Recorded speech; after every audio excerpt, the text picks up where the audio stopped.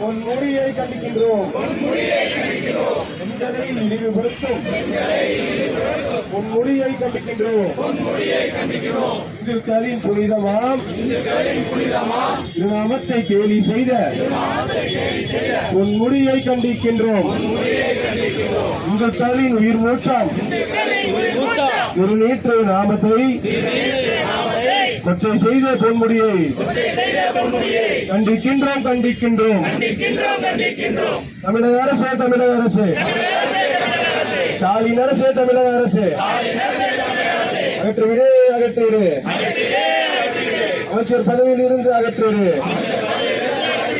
வந்தவன் போனவன் அசிங்கப்படுத்த இந்துக்கள் என்ன அடிமைகளா? வந்தவன் போனவன் கேலி செய்ய இந்துக்கள் என்ன கோடைகளா? வந்தவன் போனவன் மிதித்து போக இந்துக்கள் என்ன கோமாளியா? ஒன்றுபட்ட இந்து சக்தி என்று தீரும் என்று தீரும். भारत माता की भारत माता की भारत माता की जय श्री राम. மந்திரமாவது நீரு வானவர் மேலது நீரு சுந்தரமாவது நீரு சமயத்தில் உள்ளது நீரு செந்துவர் வாயுமை வங்கன் திரு ஆளவாயின் திருநீரே என்று இந்துக்கள் புனிதமாக தெய்வமாக போற்றக்கூடிய திருநீற்றையும் லட்சுமி மகாலட்சுமி விஷ்ணுவின் பாதத்திலே வீட்டிருக்கக்கூடிய ஒரு அடையாளமாக நெற்றியிலே வைத்திருக்கக்கூடிய நாமத்தை திருநாமத்தையும் இழிவுபடுத்திய வனத்துறை அமைச்சர் பொன்முடியை கண்டித்து இன்றைய தினத்திலே நாம் ஆர்ப்பாட்டம் நடத்திக் கொண்டிருக்கின்றோம். குறிப்பாக ஒருவர் எந்த சமயத்தை சார்ந்தவர்களாக இருந்தாலும் நாத்திக எண்ணம் கொண்டவர்களாக இருந்தாலும் அரசியல் அமைப்பு சட்டத்தின் சார்பாக தான் உறுதிமொழி ஏற்கும் போது எல்லாத்தையும் சமமாக பாவிப்பேன் என்று சொல்லி அமைச்சர் பதவியை ஏற்றுக்கொள்கிறார். ஆனால் அவர்கள் செய்வது அவரோட சொந்த எண்ணம் சிந்தனை இதை நடைமுறைப்படுத்துற மாதிரி இன்றைய தினத்துல அவர் பெண்களை ஆபாசமாக பேசியுள்ளார். காவல்துறையினர் ஒரு சலசலப்பு வந்துச்சு. குறிப்பாக ஒரு விஷயத்தை புரிந்து கொள்ள வேண்டும்.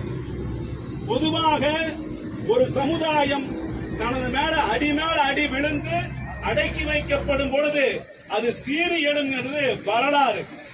தயவு செய்து இதே மாதிரி ஒரு சூழ்நிலை தான் 1998ஆம் ஆண்டு இங்க செல்வராஜ் கொலை வழக்கு இருந்த காலத்தில் இருந்தது. அயோத்தியிலே டிசம்பர் 6 பாபர் மசூதி அகற்றப்பட்டதை கண்டித்து உக்கடத்தில் பல பேனர்கள் வச்சாங்க. வெச்சும் போது பல சூழ்நிலை இருக்கும் போது ஒரு காவல்துறை அதிகாரி தனது பணி நேரத்தில் ஒருத்தர் சட்டவிரோதமாக சிறுபான்மை சமுதாயத்தை சார்ந்த இஸ்லாமிய சமுதாயத்தை சார்ந்தவர்கள் சட்டவிரோதமாக லைசன்ஸ் இல்லாம அந்த வழியா வர்றான் தட்டி கேட்ட காவல் அதிகாரி அங்கே கொலை செய்யப்பட்டார். இதை இங்க இந்துக்கள் யாருமே உங்க பக்கத்துல ஒரு பேரல் நடத்தலையும் கூட தொட்டிருக்க மாட்டாங்க. நாங்கள் ஜனநாயக ரீதியாக வாழ்பவர்கள், எங்களது உரிமைகளை நாங்கள் ஜனநாயக ரீதியாக வெளிப்படுத்துவர்கள். தயவு செய்து காவல்துறை அதை புரிந்து கொள்ள வேண்டும். இன்றைய தினத்துல மேற்கு வங்காளத்தில் பார்த்துட்டு இருக்கிறோம். ஒரு சமுதாயம் இந்து சமுதாயம் சின்ன அளவுல எண்ணிக்கையில குறைஞ்சனால அங்க இஸ்லாமியர்களோட எண்ணிக்கை அதிகமானதுனால என்ன நடந்துட்டு இருக்குன்னு நான் பார்த்துட்டு இருக்கிறோம். அங்க காவல்துறைன்னு கிடையாது, சாதாரண பொதுஜனம் கிடையாது. அங்க இருக்கக்கூடிய இந்துக்கள் வெட்டி கொல்லப்படுகிறார்கள்.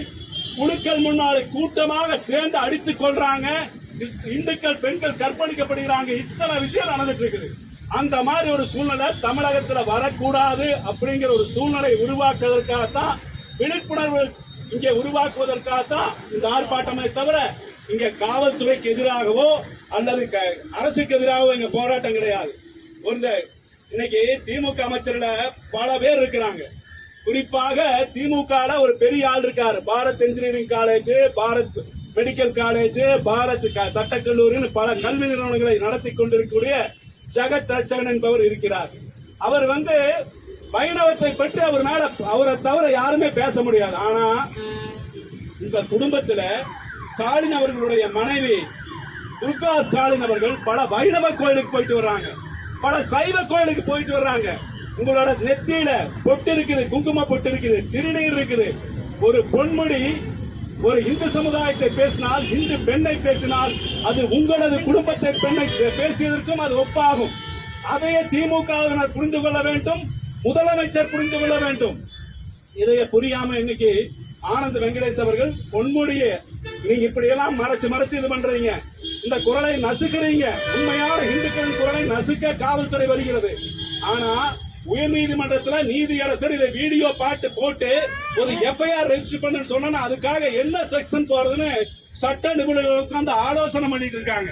இந்த தினத்துல காவல்துறையினர் நீங்க ஒண்ணுமில்ல, இருக்கிற பல பேரு ஒரு செய்தியை போட்டா அடுத்த நிமிஷம் போய் ஒரு செக்ஷனை போட்டு அவர் அரெஸ்ட் பண்றீங்க. தயவு செய்து நீங்க புரிந்து கொள்ள வேண்டும். நாங்க இந்துக்களை பாதுகாப்பதற்காக விஸ்வ இந்து பரிசுத்த அமைப்பு நடத்துகிறதே தவிர உங்களை காவல்துறைக்கு எதிராக கலவரம் என்பதற்காக அமைப்பு நடத்தல.